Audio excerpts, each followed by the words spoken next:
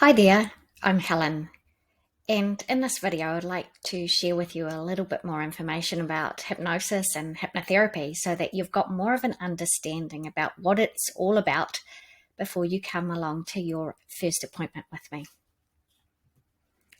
So hypnosis and self-hypnosis.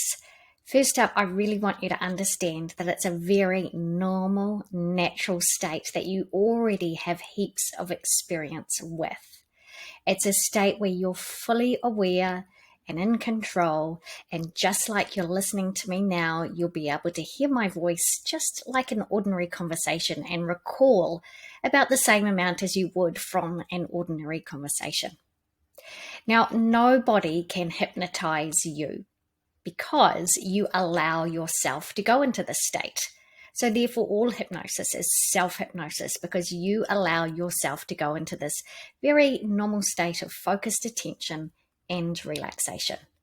So the state of self-hypnosis is a normal, natural state of focused attention and relaxation, and it's a state that you've experienced many times before.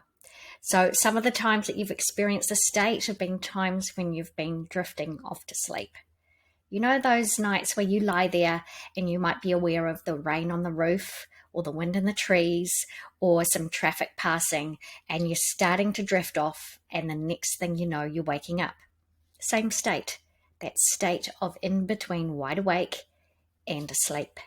Now, you've also experienced this same state when you've been really focused in a good book or especially a good movie. Remember a time when you've watched a movie and you felt yourself get all the emotions, get frightened, get scared, get tense in your body, or times when you've been laughing out loud or crying? Yep, that is the same state. It's a state of focused attention. You've also experienced this same state when you've been driving. Highway hypnosis is very common. You know those times when you're driving the car from A to B, you get to B and you're like, crikey, don't remember most of that drive. And that's simply because your mind has been focusing on all sorts of other things, probably thinking about what you're going to do when you get to where you're going or what you did yesterday. The mind is often focused on the past and the future. And it can do that while you're driving because many years ago, when you first learnt to drive, you downloaded the program of driving. So now you get into the car and it's an automatic function to just start driving. Your mind can wander off all sorts of places. So yes, this is a very natural, very normal state.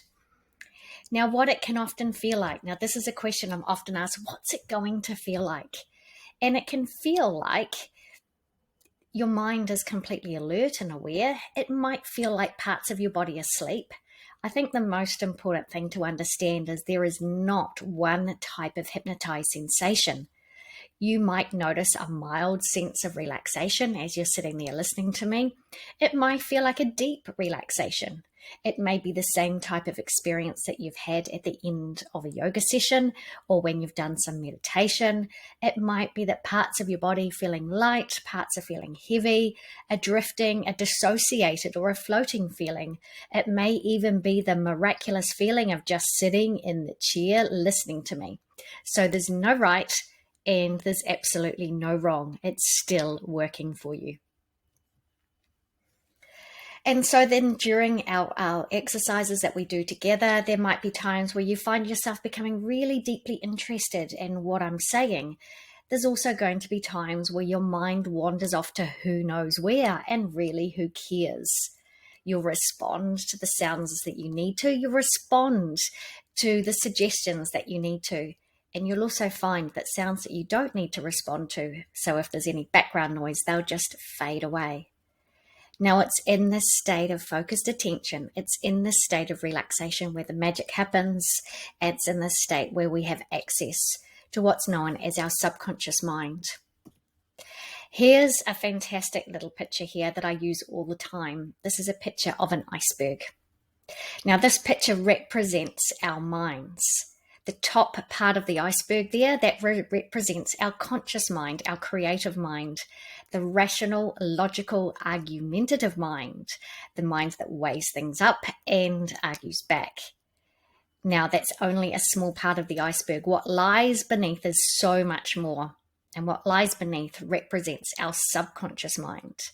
Our subconscious mind is absolutely amazing. It processes millions of pieces of information per second. We could describe it like a loyal, obedient servant. Essentially, it is the mind of the body. Whatever programs are downloaded into the subconscious mind, the body will respond. Now, going back to your conscious mind, that tip of the iceberg there, your conscious mind is very good about thinking about the future, planning for what you need to do next. It can also look back and analyze the past. It can solve problems in our head. I need to do this. I need to do that. I need to create the perfect scenario. This is what I want to achieve. But sadly, it only runs about 5% of what goes on in our lives. It's the programs that are downloaded into the subconscious mind that have the most influence on us. That's right. Our subconscious mind runs on programs just like your computer runs on programs.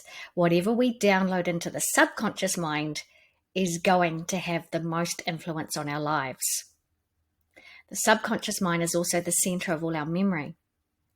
It enables us to have access to our emotions and events. And the subconscious mind is also very good at playing out the same responses time and time again to life's events. So it will play out the same thing over and over again, just like the programs on your computer do. Now, what's super interesting to understand, for the first 7 years of our lives, so let's think about a baby that comes into this world. As babies, we're born largely as a blank slate. Everything that we experience was downloaded into our subconscious mind. That's right, everything that we experienced became part of our programming. And what we experienced in the first 7 years of our lives has essentially shaped our habits, our behaviors, the way that we see and perceive and respond to the world. So it had a huge influence on who we are today. In your childhood, what did you experience? Were you told to eat up all your dinner, eat up everything on your plate? Did you find that some of your most favorite childhood memories came from baking with grandma and eating loads of cookies? As a child, did you grow up in a house where there was no money, and you're finding that the same thing is playing out for you today? Were you told to be a good girl and just do what you were told and never to speak up? Did you learn, or were you told to not like creepy crawlies or develop a fear of them? These are just some examples of programs that you may have downloaded in your childhood. Now, your conscious mind is very good at arguing back. Yes, no, it's okay. I'm safe. That spider's not going to hurt me. I'm rich. I've got all the money I need. I don't need to eat those cookies. I know they're not good for me. But if there's a strong program running in your subconscious mind, it will win over every time. You'll find yourself automatically responding to life's events from the program that's running in the background. Your body and your behaviors automatically respond to those programs that have been downloaded into the subconscious. Now, what happens after the age of 7 is that we start to download new programs. They're filtered through the conscious mind, and we download them through repetition often. A good example of this: did you learn your timetables when you're at school? How did you learn them? Repetition, repetition, repetition. If I say to you 6/8, you might automatically know the answer without even having to think of it, because it is simply there through repetition. Now, we can also download unhelpful programming through times where we've had heightened emotions or traumatic events. It might be that, say, for example, I worked with a lady who had experienced a car accident. We needed to follow the feeling that she had experienced just before the accident, when her emotion was at its highest, in order to release a trauma for her. It had turned out that her subconscious mind had picked up some things that were happening in the background as she was experiencing the accident. And they were constantly triggering her after the accident to try and keep her safe. In hypnosis, we were able to see that from a different perspective, to be able to essentially clear it out and then download a more helpful program that she was safe, or relatively safe, in the car, driving on the road. And that's how she got rid of her fear. We want to be able to use the subconscious mind to our advantage. And it's in this state of relaxation, in this state of hypnosis, that we have access to our subconscious mind. And sometimes it's just about gaining that new perspective of the experience, releasing it. Sometimes it's about clearing out the junk before we can download a better program. And sometimes it's not always a traumatic or a terrible experience that has created a program for us. For example, I think about a client that I worked with who had trouble with eating.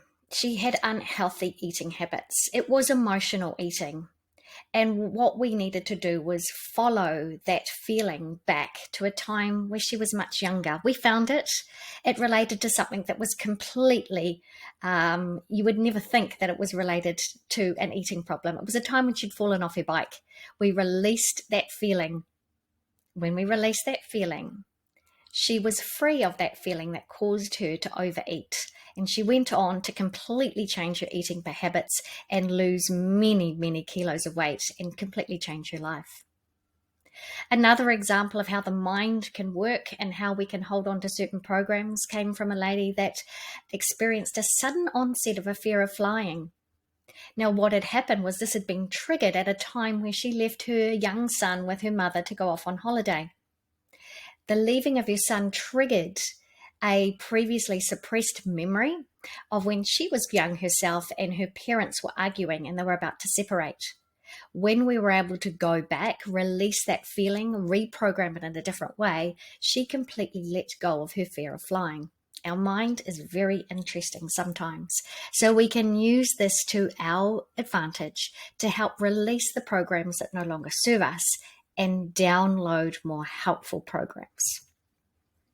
So we download these programs through a state of hypnosis and through repetition.